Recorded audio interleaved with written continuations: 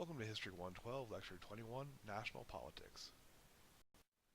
Now, throughout this time period, the Democrats have been unable to pull together a successful national platform, and they were a loose coalition of local factions with often contradictory interests.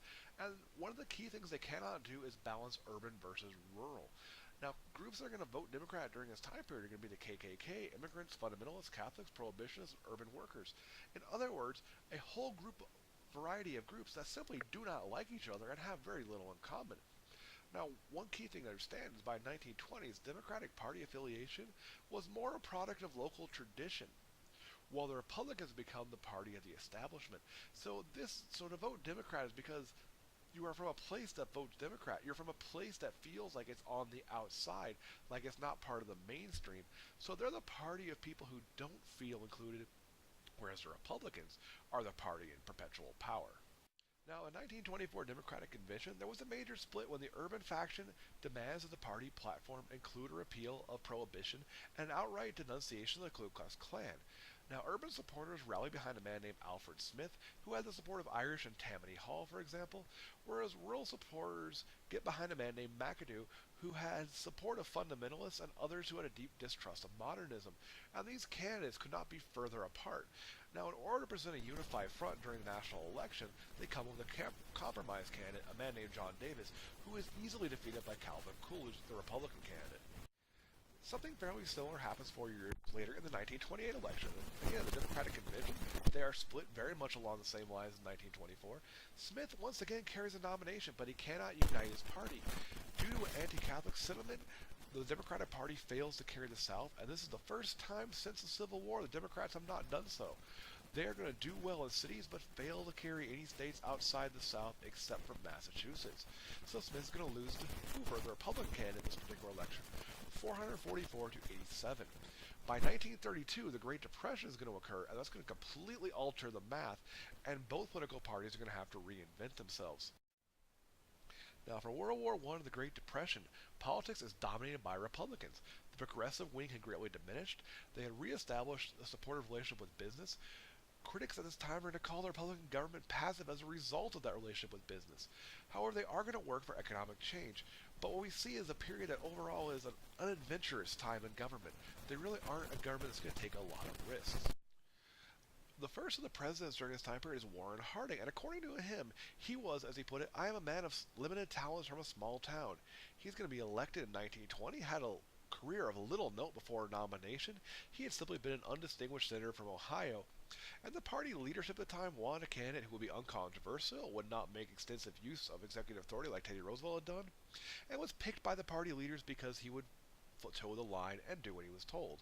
Now, he ran on a platform of a return to normalcy and won, and then does very little as president. He does not address the corruption of the party bosses, and himself narrowly escapes becoming the subject of several scandals involving illegal alcohol, gambling, and young women. And Harding is going to die just as a major corruption scandal is about to break. Now, as president, Harding appoints many of the political bosses or their agents to key positions. Harry Doherty, for example, had helped him get his Senate seat and backed him for president. He's going to become the Attorney General. Albert Fall, an important senator from New Mexico, had backed him and became the Secretary for the Interior. Both of these men are going to be caught up in a major scandal called Teapot Dome, which involved leasing oil rights on federal land in Wyoming.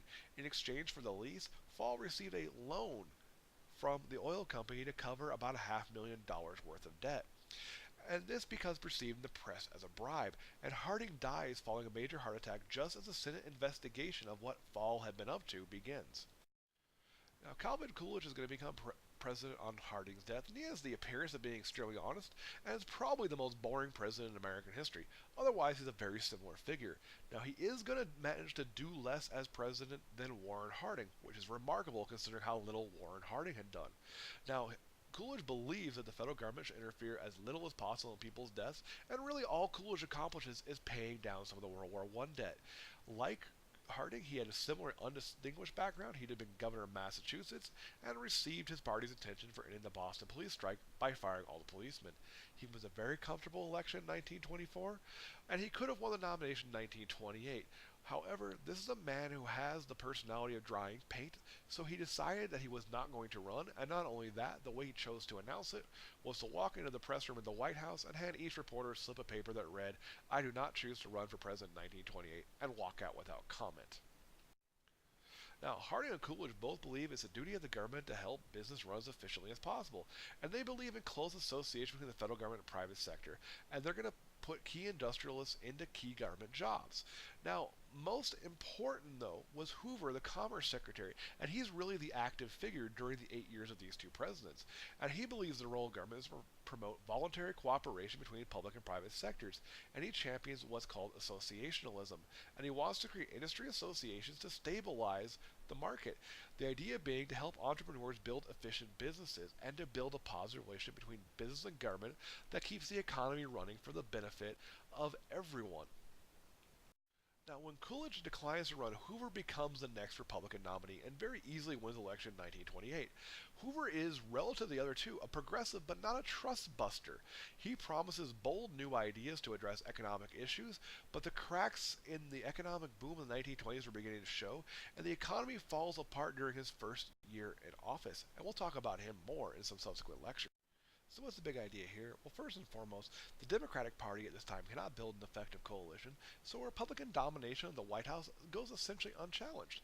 And during the 1920s, the economy is booming, and it's a time when presidents sit back and say the economy is booming, there's not much of a federal government to do, so they do very little. Now, Herbert Hoover is going to come to office with bold new ideas, but he has the misfortune of being president right at the time when the worst economic disaster of all time hits, and when America looks for someone to blame. Unfortunately for Herbert Hoover, they look to him. See you in the next lecture.